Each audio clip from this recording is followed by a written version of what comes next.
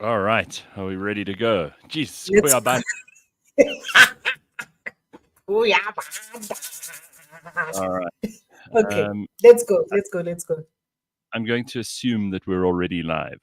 I'm not Yeah, sure. I don't know if we're live, but I see the people in the comments are like, Yes, all the clever people. I see them up early this morning, challenging us at every level. Well done, everybody.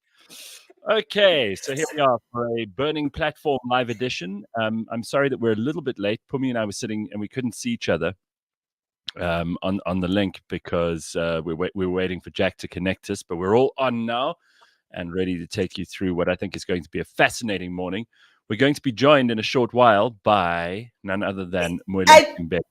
you see, I see the people in the comments saying this 7 o'clock. I agree, guys. The starting at 7 and just straight up into the road dogging the content is hard. It is easier to get up at 4. Yeah, and also there's traffic and all that stuff, but we've got to get cracking. So today we've got none other than the terrific Moeletsi Mbeki, and this guy has been talking sense for so long that I'm surprised there isn't a person in the world who doesn't just ask him every time anything happens because he's got the answers. He's predicted a ton of things that have come to Listen, with and almost perfect. speaking of predictions, I come in this morning humbled because now that the results are out, Mm, I could not have conceived a 17% loss for the ANC. Couldn't have conceived it, but right. here we are. Well, I see Super Jacob Zuma in the comments saying Dinchang Shani. So Shani was up very early this morning, but Super Jacob Zuma being back in the comments is a whole different story because he hasn't appearance since I don't know about 8 years ago. So great, Another Zuma making a comeback. right. So we've got to talk about the election results. We've got to talk a little bit about coalitions. I had this discussion with Jack just yesterday. It seems to me everybody is now an expert on X about coalitions. Everyone seems to know what it means to form a minority government. Everybody knows who the ANC should ally with or who the other parties should ally with. But you know It's this. You know this about us. This I know. week, this Yeah, is what we're doing this week. This week we're coalition experts. And I'm so excited to have Moeletsi on because as we spoke the other day, I'm not sure why we are so enamored with the idea of coalitions. When we started this country with a government of national unity. So I'm very interested and keen to hear his view. He was there, and maybe he can yeah. just remind us about Right. why that's then and why this now. So a couple of takeaways. Just off the bat, I think obviously the biggest surprise here is MK and particularly their result in KZN. Extremely well done to them. Clearly, the people, and if you take the numbers and you work out the pluses and the minus here, what effectively happened is the ANC who've slid all the way to third place in KZN. Who would have guessed it? Um, all those supporters who were voting ANC are now voting MK. It's almost like a direct transition. It's not as if the IFP lost voters to the ANC, to MK. It's not as if the DA did. They all came from the ANC. So that's an obvious first. And the Of, EFF, I mean, the EFF is sitting at 2% in KZN. yeah. No, in KZN they got drubbed. There's no doubt. But I think the EFF, you predicted this correctly, even if you didn't get the ANC getting below 50% correctly. You did predict that the EFF were they'd hit their peak and they were on their way down. And I think that's true. I don't think any hope for them to recover after this. They're going to be a party that gets smaller and smaller as the years go by. With everything, and we talked about polls, we talked about internal polling, we talked about all of those leading up to the election. The one thing that held up is the trends that we saw in the by-elections. Because I saw it in the by-elections. I saw it in the by-elections that the EFF was going down, particularly in KZN. I saw it in the by-elections that MK was going to do well. I did not think it was going to do that well, but we knew it was going to do well, and we knew that it was taking it was taking members, it was taking voters from everywhere. I mean, the NFP is also, taken a serious hit in KZN. Um, and when we look at, who else got something right is we had Mkhuleko Hlengwa on the show, and he said to us that the IFP is a growing party, and we were like, really? And here Mm-hmm. they are. They've gone from 14 to 17 seats in the next administration. I'm just wow. So, Well, some big move. So he was right. He was right. Their party has grown. Their party has grown in KZN. They're number two in KZN again. And I'm just, wow. That's all I have to say about the result. I could never, I couldn't actually conceive. 17% loss is incredible. And so it is in the hands of Cyril Ramaphosa that well, the ANC is dying. we will have to see what happens. I noticed the parties have gone very quiet. A lot of conversations happening behind closed doors. The ones who are clearly not being spoken to, no one's talking to, and they're not making any noise. Well, they're making the most noise at the moment. But we'll see what happens because, you know, everybody's throwing around this term kingmaker like they know what the answer is going to be. But at this point, it's But anyone's guess. I, I think that the two things that we're also watching play out is we're watching Jacob Zuma and the chaos that he loves. This is it, right? He won. He is the biggest winner in this election, but he's so like in his head the chaos is so much more important. He's not first they want a recount, now they want a re-election, no, they're not showing up to parliament, all of those things. I'm like, why doesn't this guy know how to win? He's Well, won and he doesn't know how to take the win. he's also definitely calling into question the free and fair elections and saying that they were rigged or that they were stolen and they need to do a recount. By And there are lots of whom? well, Imagine rigging your way. Imagine rigging your way to a 17% loss. Imagine rigging your way to a 1% win. Like the hell? no, Really? it's ridiculous. Who's rigging this for what purpose? I mean, So they're the winners, as you said. So if anything was rigged, it was rigged in their favor. Um, Overall, 14% nationally is not bad though for MK. But the other stories, and probably a bigger story than that, even is the ANC's dropping to 40%. I mean, people were saying this, including Franz Cronier, who we had on right in the beginning, and the Social Research Foundation, and everybody said, no, no, no, no, no, it's going to be impossible, including me. And it turns out like France can come back and give us all a big fat, I told you so. we tried to get him on here. We tried. He was unavailable for us today, but maybe next week. We'll see. Very good. Okay, so let's talk to the man. We don't want to waste any of his time. Moeletsi Mbeki is on the line. We're going to speak to him. It'll be terrific to have his insights. Very early and very cold Thursday morning. Good morning to you, Mr. Mbeki. Very nice to see you. How are you, sir? Good to see you, both of you. Also very cold, but yeah, that time of the year.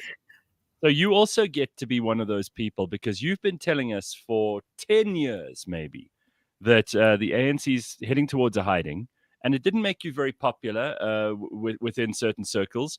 You've been saying this is inevitable. You've been telling us about these changes. I remember because I've listened to you very, very carefully, and you've been right on a number of things. I think it's very childish, but I would love you to have a na, I told you so this conversation. We love having people on here who say that the things that nobody else wants to say them bravely, even if they're unpopular, and then they end up coming true. So I'm just thrilled that we get to talk to you post all of your predictions, whether you liked it or not. This is what you foresaw happening based on trends within the ANC, right? Yeah.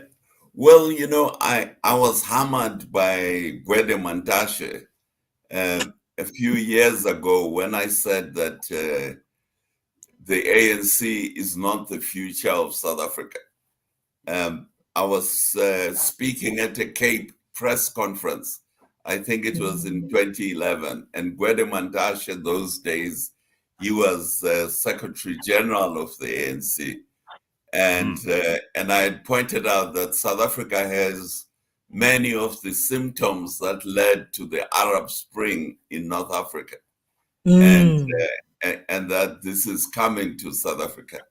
Well, I got hammered by the ANC, especially by Gwede Mantashe. But well, here we are. The voters now agree with me that the ANC is not the future of South Africa. Well, I think one of the things that we've been talking a lot about, and we see everybody talking about it, and probably the conversation was started by the DA when they formed what was initially called the Moonshot Pact, was this idea of coalitions. But I'm wondering, why are we so enamored by the idea of coalitions when we could just have a government of national unity, or we can simply just have a government of all of these parties working together and reaching out across the aisle to each other to pass laws as and when they need it. This is what the people are saying. The people are saying, get over yourselves and work together to make the country work. Why are we so enamored with coalitions, do you think? I honestly don't know is the simple answer to it. My suspicion, but this is purely guesswork, is that there are people, especially white folks in the country, who think that the DA will never be in government. So this is a way of campaigning for the DA to be included by the black parties. That is my the person who actually popularized this coalition age of coalition was the late Alistair Sparks. He died several years ago, but he is the person who popularized the notion that this is the age of coalitions. Well, because obviously, like everyone else, I've now gone down a super rabbit hole about what it takes to pass laws, what it takes for the business of government to continue, what the National Assembly must be constituted like, about quorums and all of that stuff. And have been deeply fascinated to see that we can have a working government with a desperate number, 18 now, of different parties who all sit in different places on the political spectrum, but can learn to work together. No, you're absolutely right. You know, because the Constitution does not say that the president should come from a party with 51%. The majority. Yeah, it just says majority. It just says the majority. It doesn't even say party. It just says the majority of members of parliament present must elect the president. Which, yeah. And look, and I think this is getting to the place, and Gareth and I spoke about this on Tuesday. Who then of the various people, and the list has now been given over to the Chief Justice of the members of parliament from the various parties as per the seats that they won in the election.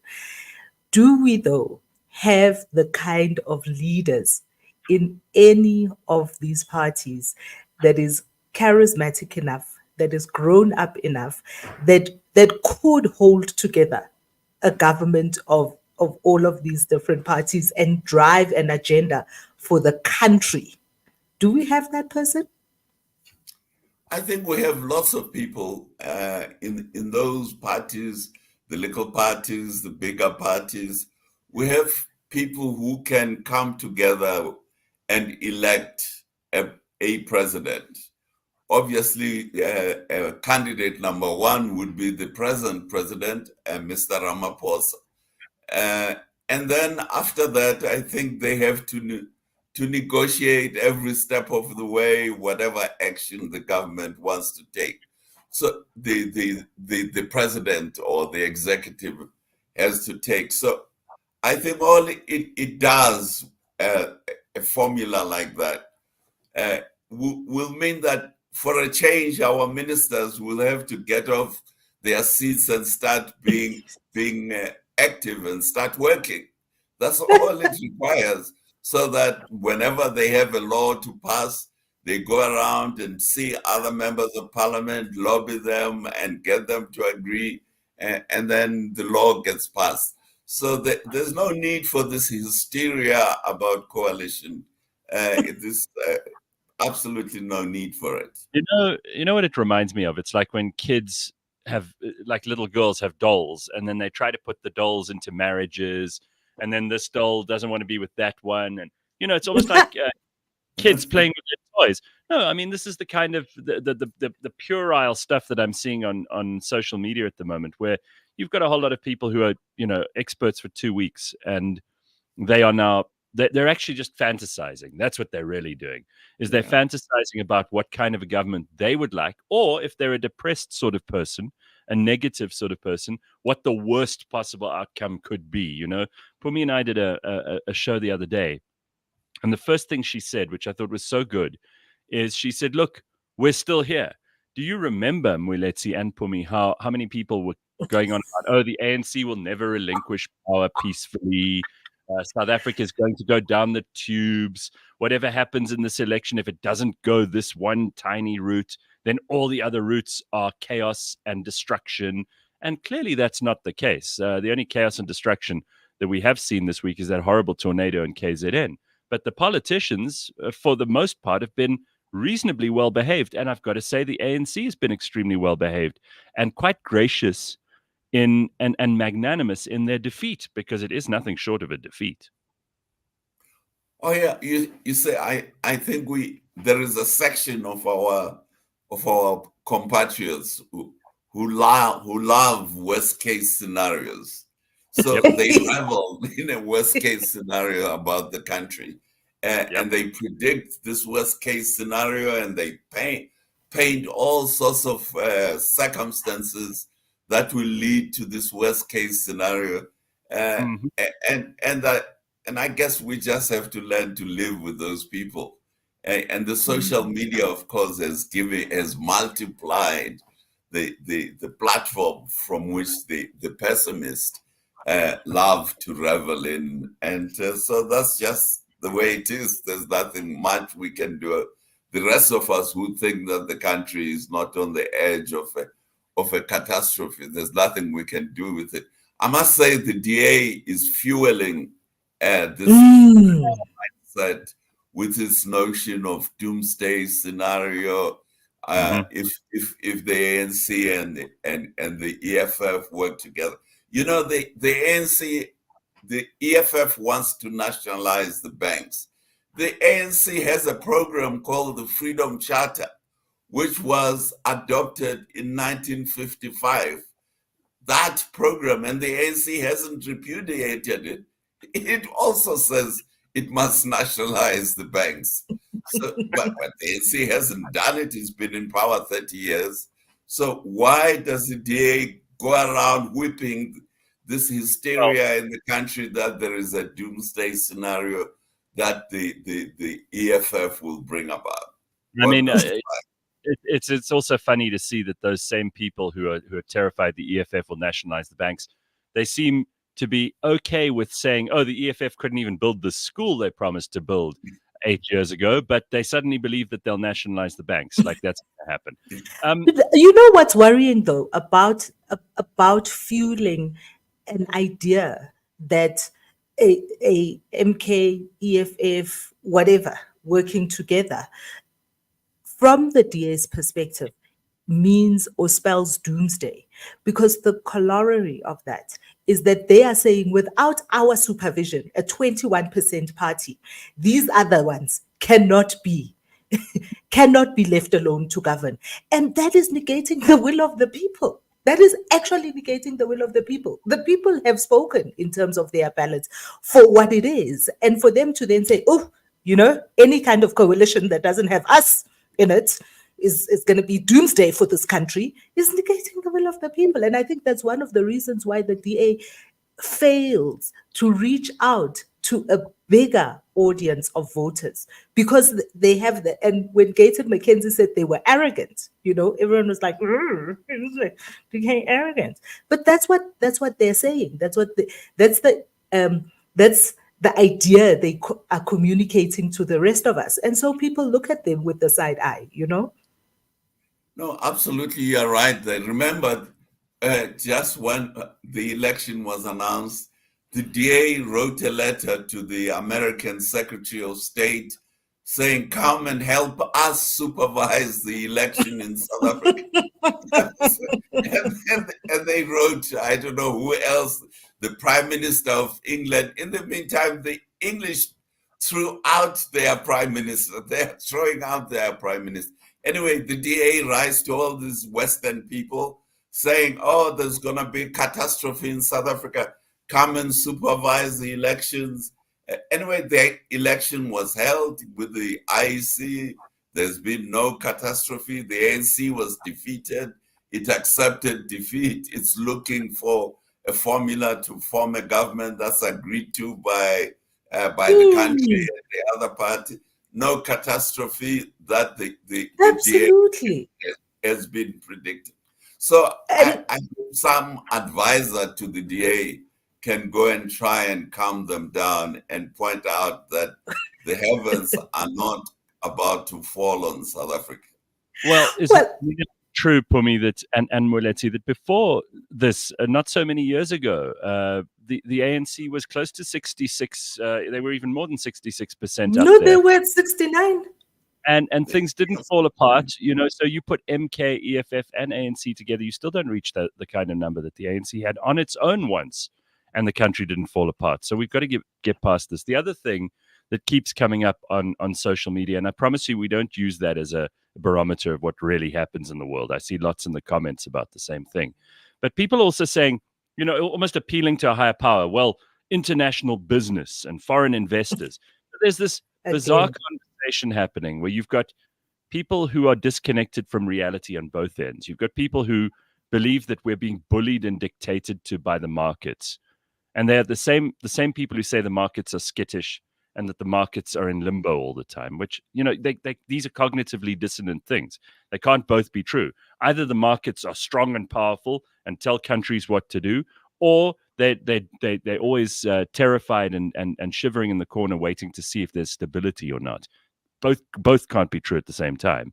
And then you've got people on the other side who say, well, the markets are extraordinarily important, and if the markets dictate X, Y, and Z, then it's definitely true. And neither of these groups seem to be attached to the political realities of South Africa. And that is that for the average South African, it's really about survival. It's got very little to do with the international markets. Am I right? Oh, you're absolutely right. And this issue of the markets panicking and all sorts of things, you know, it's designed to whip the rest of the country into line with this group that wants to pull strings. Let me put it this way: they want to pull strings behind the scenes to dictate the policies of the government of the day. The reality about the government of the day in South Africa is that it's elected by voters in South Africa, and they elected it for its manifesto. Many people think that voters don't read manifestos. I think it's not true. Anyway, the media tells them what the manifestos say. You don't have to read some of the very boring stuff that you see in manifestos. The media summarizes that for you, so the people know what the manifestos of the political parties are. So yes, you know, we have this group. I guess it's we call it a faction in our public opinion, which doesn't believe in democracy really, because they want this dictator called the market to formulate policy of the South African government instead of the voters. And we have to try and educate our pessimists to try and show them that, you know, they have to believe in their fellow citizens who vote in the main parties in South Africa. So I just want to go to comment here from Moonchild, who says that that she thinks that we're ridiculing the DA. I mean, all parties, believe me, by the end of this show, all parties will come in for some criticism. So just calm down, Moonchild. But she said if it wasn't for them, things may very well have fallen apart at the radical EFF and MK coalesce with the corrupt ANC. Disappointing. Okay, so look, I mean, let's talk about what is possible here, because this is where you're amazing, Moeletsi, is that you're able to cast an eye into the future and not to predict, but to help us kind of walk in a steady and purposeful direction here. If you were advising the ANC at the moment, and this also, Phumi, is something I'd ask you, if you were advising them at the moment, would you say to them, listen, guys, go in, minority government, just make friends ad hoc as and when you need to pass laws. Choose one or two people from the other parties if you like, to show that you're generous of spirit, and have one or two of them in the cabinet. But otherwise, just business as usual. There are checks and balances now, thanks to the will of the people, from the DA, from MK, from the EFF, and from other parties, and just proceed on that basis? Or would you say to them, go and make a formal coalition and see how long you can keep it together?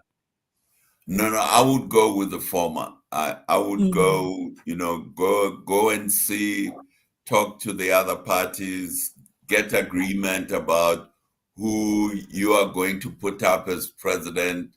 I don't think there are many people in the country who are against Cyril Ramaphosa as president from the ANC, and hear what they think, and get into some agreement with them to put in their votes to get a majority to elect the ANC president, and then proceed with life. So this whole thing that we need governments of national unity, you need governments of national unity normally when you have a real crisis in a country. South Africa does not have a crisis. The fact that the ANC loses this majority doesn't constitute a crisis for South Africa. It's a normal democratic process.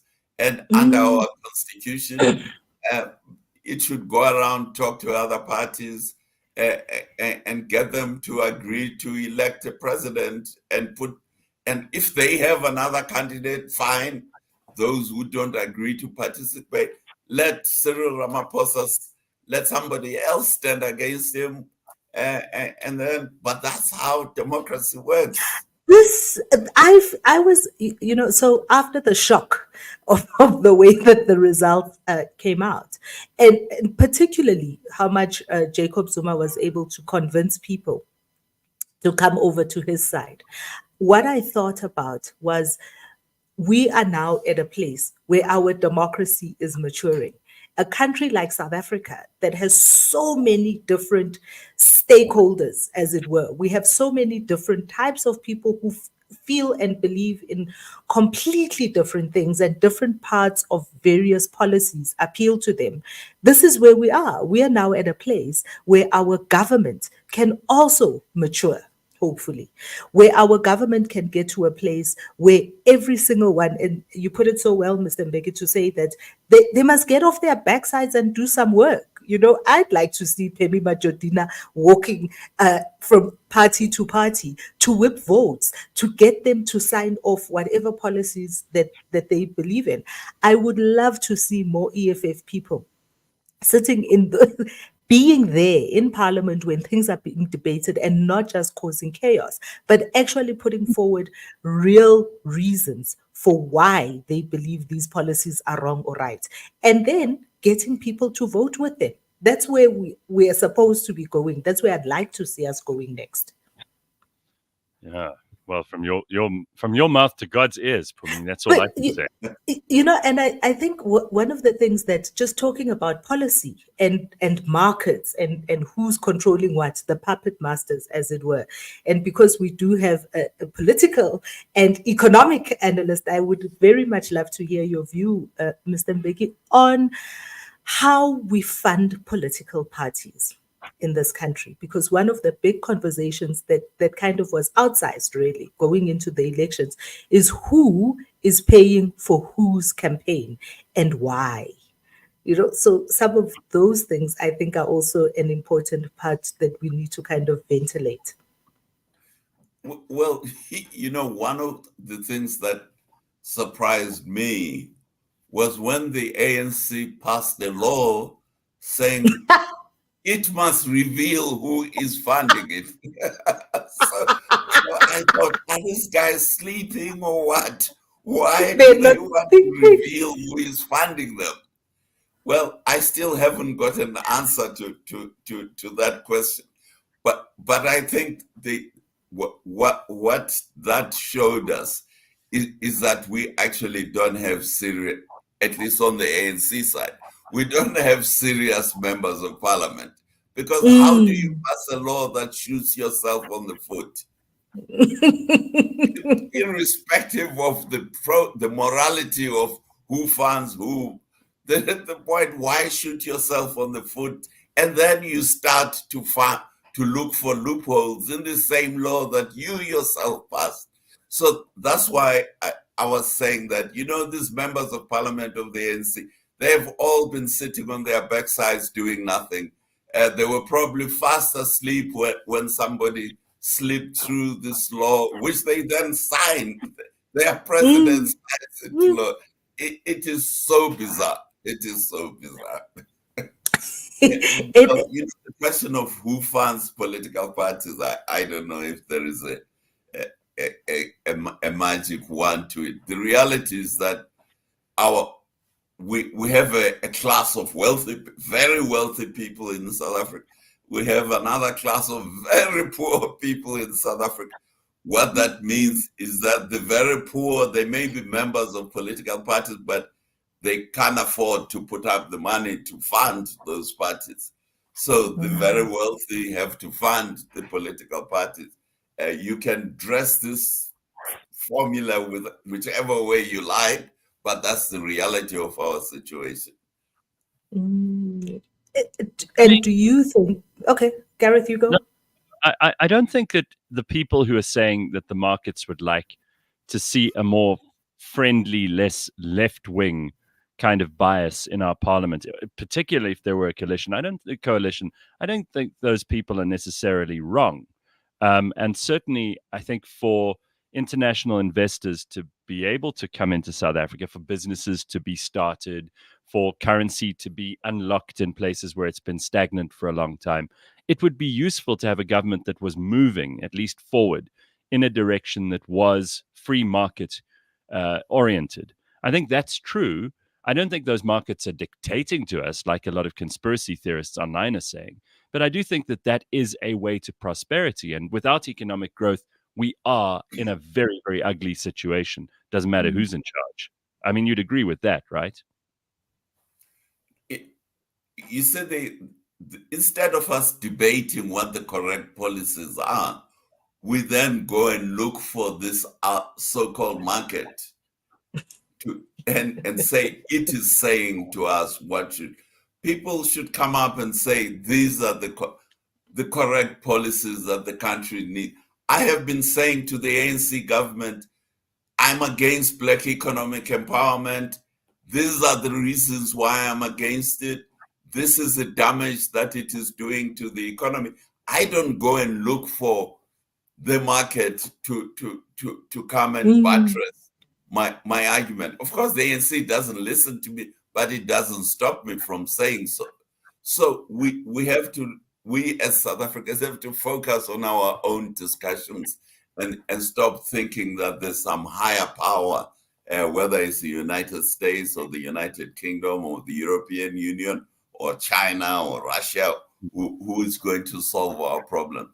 We have to learn to solve our problems, and for all of us to contribute solutions, not cliches, not threats from outsiders. And just talking about, we as South Africans need to figure these things out for ourselves. What works for us, what works for our market.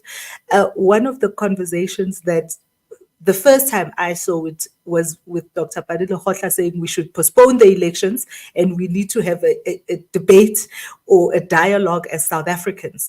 to think about who we are and where we are and where we're going. And now, even during his campaigning, former President Mbeki has also been talking about the fact that South Africans need to have a national dialogue of figuring out who we are and what we want of our country and how we're going to make it happen. What is your view on this idea of a national dialogue, kind of figuring out what we want? Well, you know, as Winston Churchill once said, it's always much better to talk than to fight. Yes. So, so on George, that principle, war, yeah. on that principle, let's have a national dialogue and talk until the cows come home, as they say. So I don't think there's any harm done in having the dialogue. However, the biggest dialogue we have just had this, which is the election campaigns. We had 6 weeks, if I'm not mistaken, of a huge national dialogue. And the political parties, I don't know how many of them, 300 of them, put ideas on the table, and the people of South Africa voted on those ideas, and we know what the outcome was of those ideas.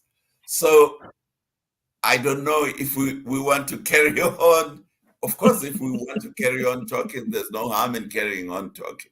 But somewhere along the line, we have to get back to work and start producing. We can't talk forever.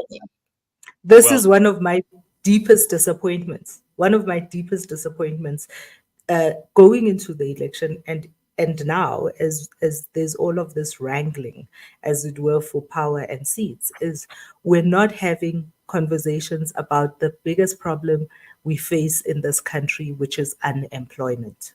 There's not enough talk about how we solve our unemployment crisis, which I think is just a powder cake. It is waiting to explode, and this has been my deepest disappointment. Yeah, absolutely. You see, but I personally have put forward a proposal about how we address unemployment.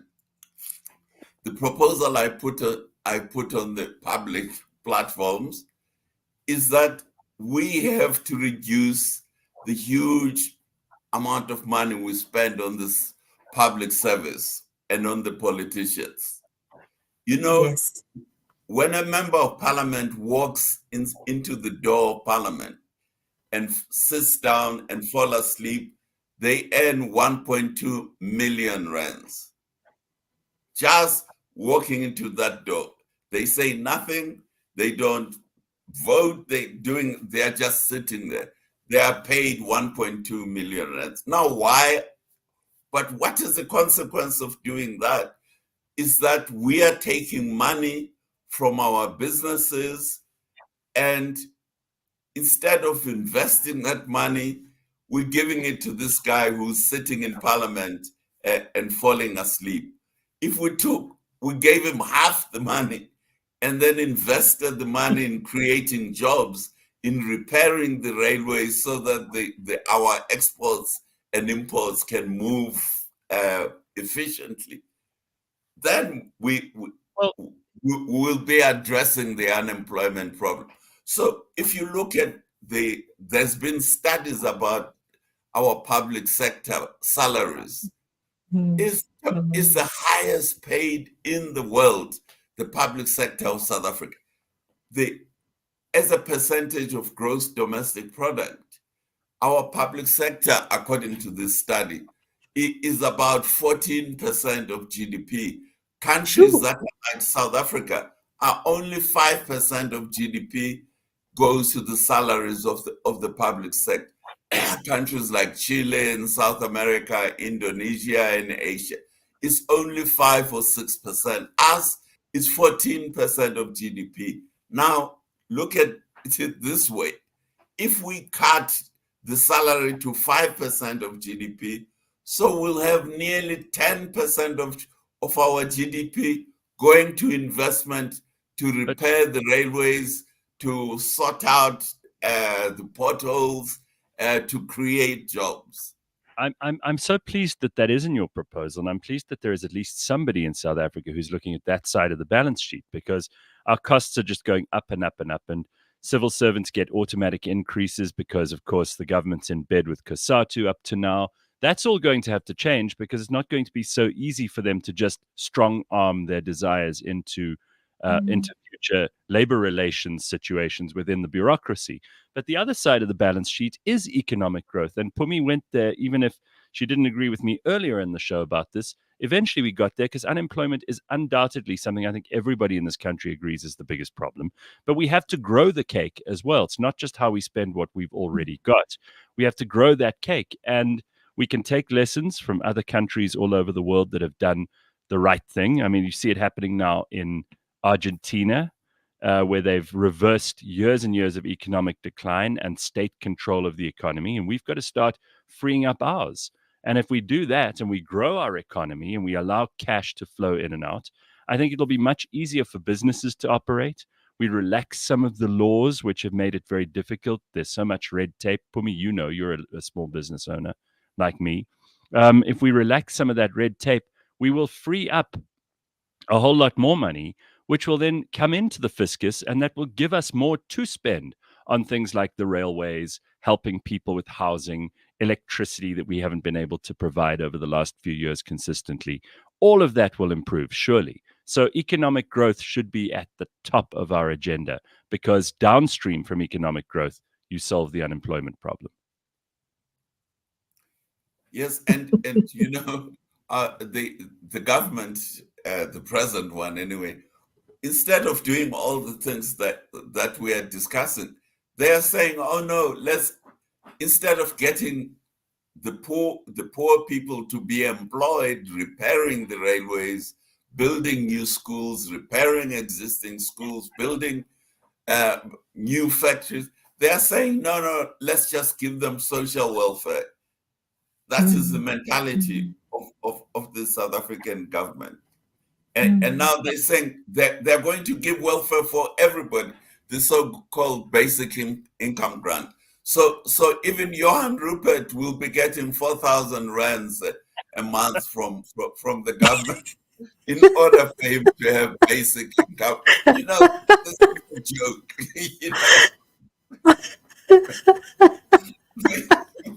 You know.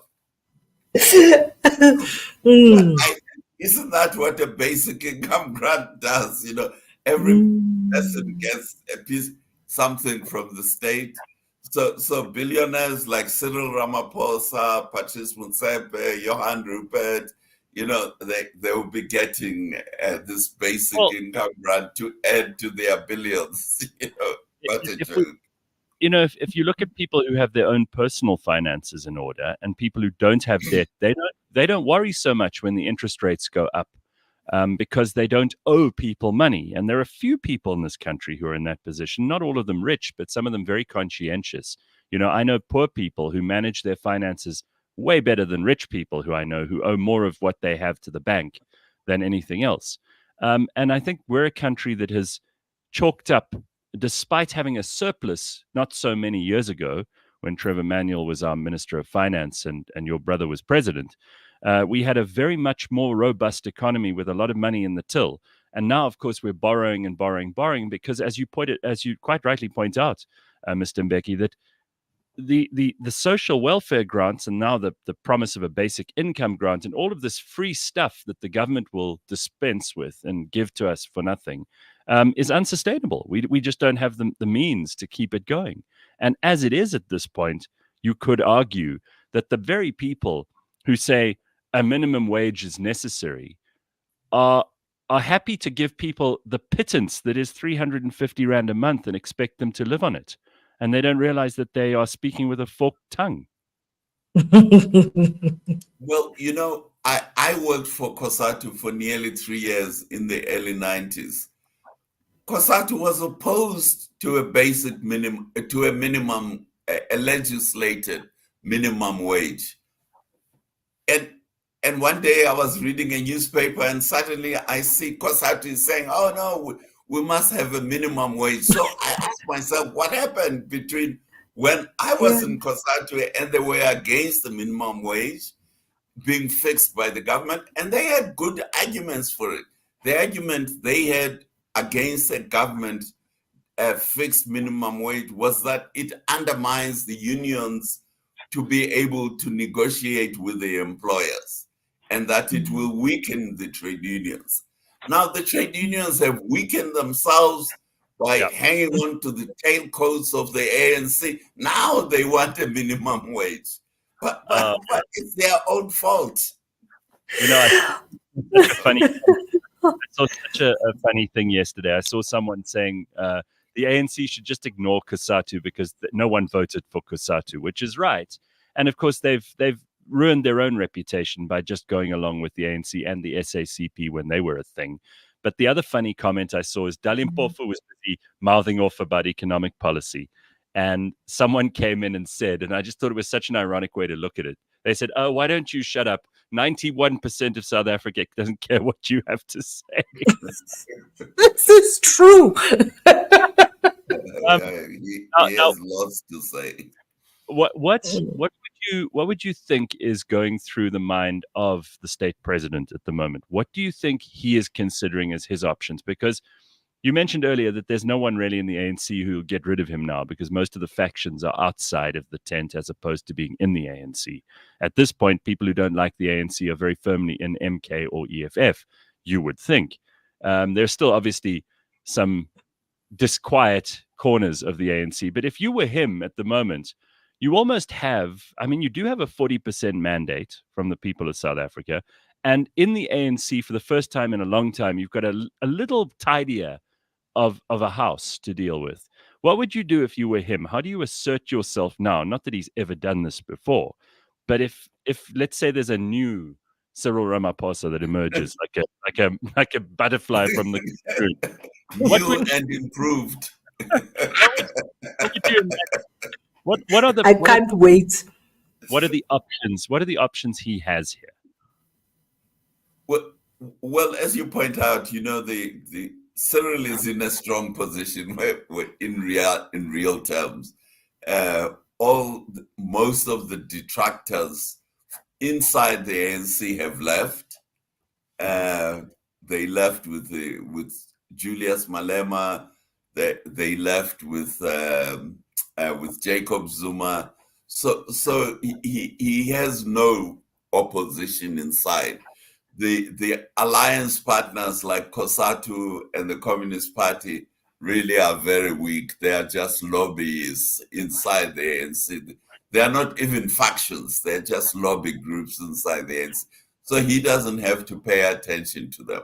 So if my advice to Mr. Ramaphosa is, given that he has so much latitude, he should talk to the serious people in the country, and not just in the other political parties, but in other sections of the South African community, to business, to the churches, to the football clubs.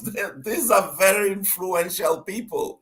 The chairman of Orlando Pirates is an important person in this country.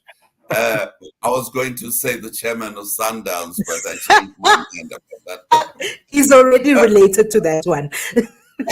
So these are the people you should talk to and say, guys, what is the best solution given the situation we're in?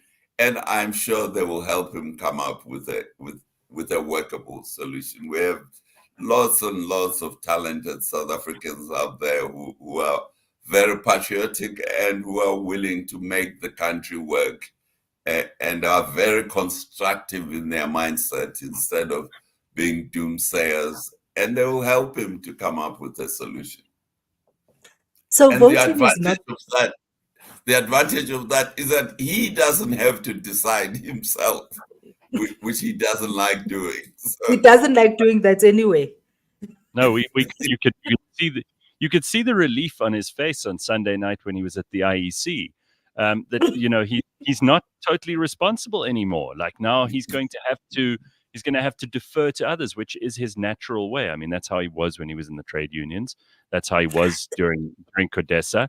That's actually where the best version of Cyril comes out. When you give him all the responsibility, it's a disaster. Well, so voting is not the only way that we as citizens participate in the way that our country moves forward. So, what next? In your view, Mr. Mbeki, what is the next thing that we as citizens outside of the National Assembly need to participate and be active to make sure that the next 5 years is not another train wreck as the last 5 years were?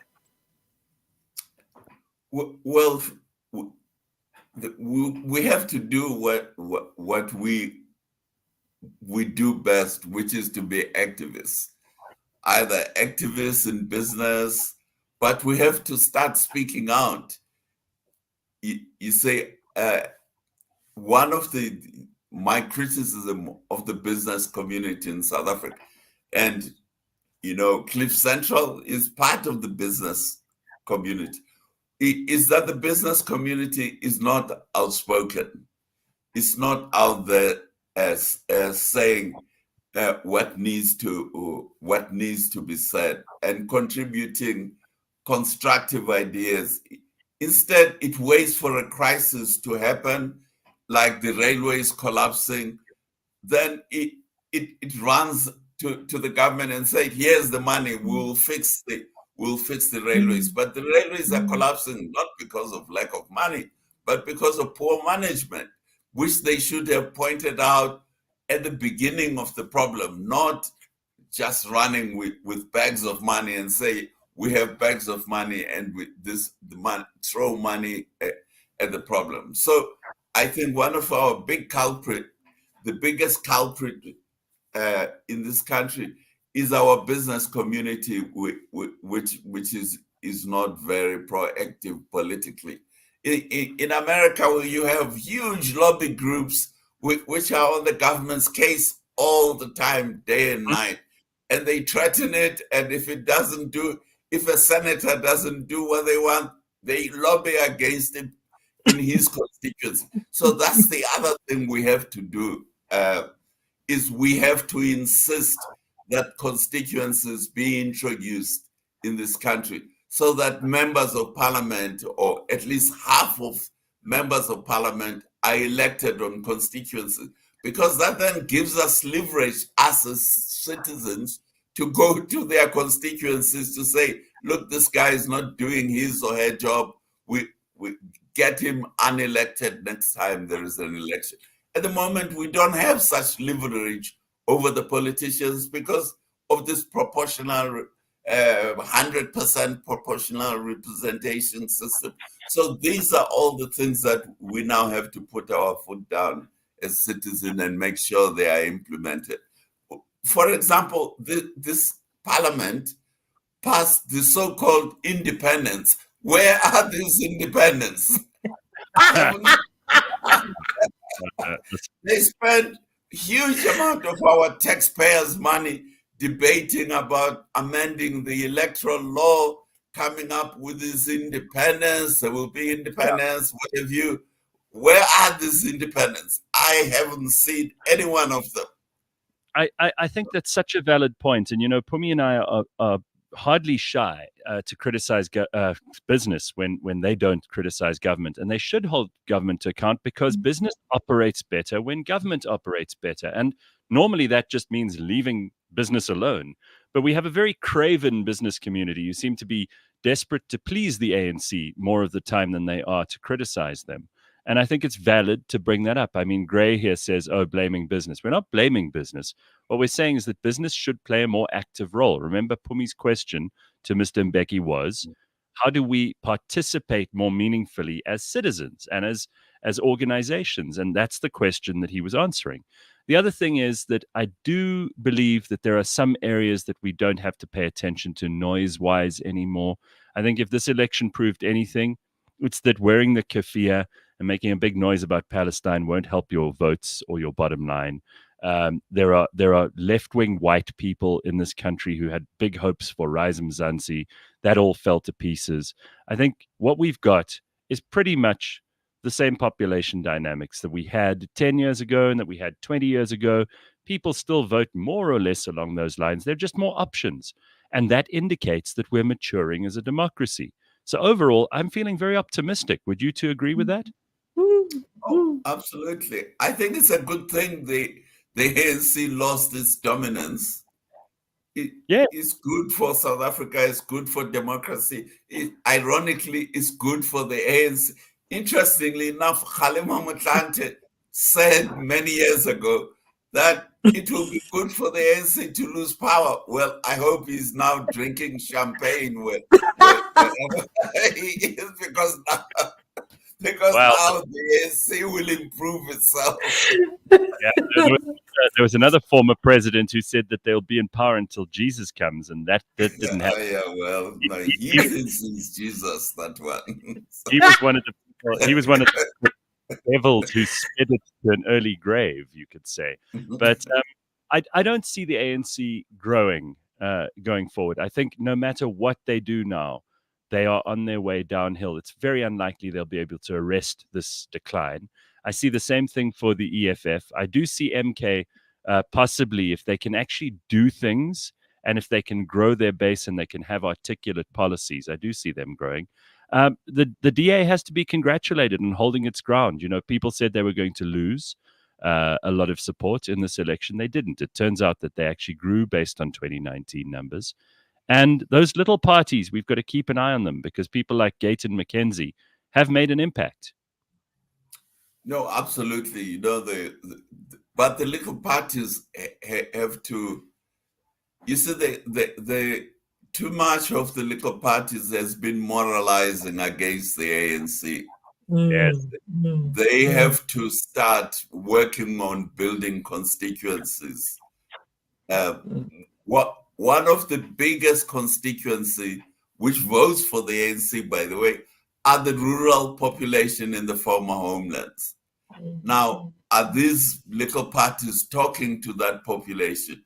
And are they doing anything about the welfare of the people, improving the well-being of the people in those communities? So there's lots and lots of things to do. But personally, I'm optimistic about South Africa. I am excited. I'm excited about political developments because I do think that one of the things with the ANC losing so much ground is that other parties now have to start talking about other things. They now just can't talk about anti-ANC stuff. They don't have to just point out what the ANC is doing wrong. They now have to talk about themselves and what they propose and what they're going to do much more than they talk about we hate them and we've got to get them to less than to have less power, less than 50% or whatever it is. You know, and I think in the next 5 years, that's what we're going to see more of. I hope we see more of that. I hope we see more people doing more things. And look, we also, what does Wayne Sussman call it? A rural firewall is what the ANC has. So if you see how they performed in Limpopo, if you see how they performed in the Eastern Cape, that is definitely what they have. But we also have a rapidly urbanizing country. And so in the urban areas, you know, are they still going to be as relevant in the urban areas as they are in rural areas? That again is why we're going to see more and more of a decline, and maybe more of those smaller parties who do appeal to urban constituencies, urban youth in particular, maybe we'll see them grow as well. Listen, but whatever it is, it's going to be fun. We can stop talking about the youth. They didn't even pitch up for this election. We've had this conversation. They're going to be grown up next time. Yeah, well, they must get there quickly because they were completely absent in this election. But one of the things I hope for is to hear more from you, Mr. Mbeki. So thank you very much for joining us this morning. I appreciate your insights as always, and especially on an occasion where we can talk about so much new information. It's lovely to have your thoughts on what we're going to be heading towards. Thank you. Thanks for having me. It's been great fun. It's wonderful waking up to a conversation with you, Mr. Mbeki. Thank you. Very good. Bye. That is our burning platform for this morning, everybody. We will be back next Thursday with more, and we're going to be looking into all of the machinations that will no doubt occur during the course of the next week. If the parties are quiet, means they're doing things. If they're Do making you a think noise, we're going to see more? Do you think a we're noise. going to see more prosecutions? Well, we'll get to that in a second. But if the parties are making a noise, you can take it for granted that they're being ignored, that no one is talking to them, that they basically just, carry on without them. They're the children in the room. So the more noisy they are in the next week, the less you have to pay attention to them in the long run. Watch that. Winner. And I see Zizi Kodwa talking about what you just asked for me. Zizi Kodwa is in the firing line. No, the charges have been brought. Lucy Viwe in the dock. She was in the dock. in the dock. Tabo Besta in the dock.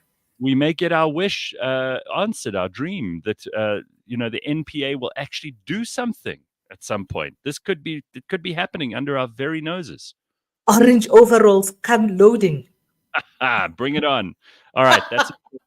We got time for this morning. We will see you next week. Cheers, everybody. Bye-bye.